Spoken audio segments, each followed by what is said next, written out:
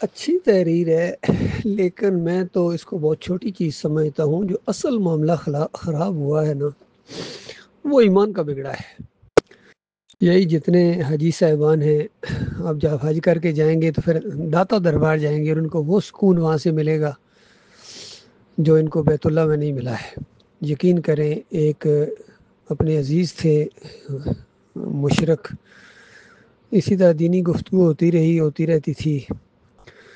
آخر میں ایک دن بالکل اپنے دل کا غبار انہوں نے نکالا۔ کہتے ہیں ارشد سچی بات بتاؤں؟ میرے کو بتاؤ۔ کہتا ہے میں نے 7 حج کیے ہیں اور مکہ میں مجھے وہ سکون نہیں ملتا ہے جو نبی کے وہاں گنبد کے سامنے جا کے ملتا ہے۔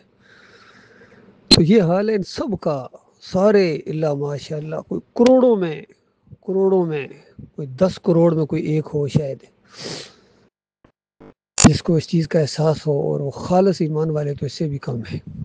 یہ سب سے بڑا جو مسئلہ ہوا ہے وہ ایمان کا ہوا ہے کہ بالکل وہی نقشہ انہوں نے ہر جگہ کھینچا ہے۔ بیت اللہ میں اگر چادر چڑھتی ہے تو یہ اپنے بابا کے اوپر بھی چادر چڑھاتے ہیں۔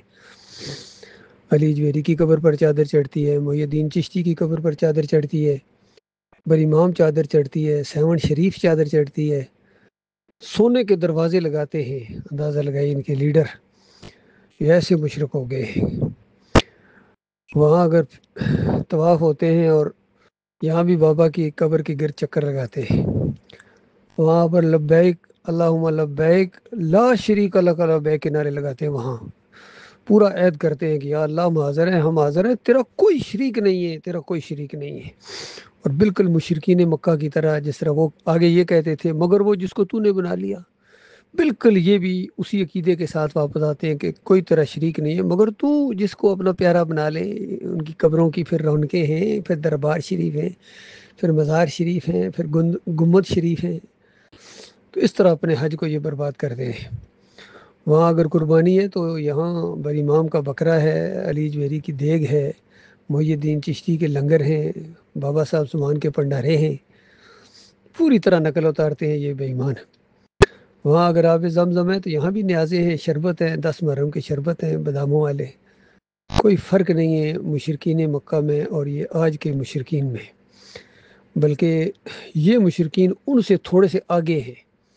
ہر اینگل سے اس بات کو ثابت کیا جا سکتا ہے۔ یہ رونا ہے اصل کہ حاجی، یہ زکاتی، یہ روزے دار، یہ تہجد گزار، یہ جہاد کرنے والے اور بنیان المرصوص کے نعرے لگانے والے اور لبیک یا رسول اللہ کے نعرے لگانے والے، یہ اسی طرح مشرک ہو گئے جس طرح پہلی مشرک قومی ہوتی تھی۔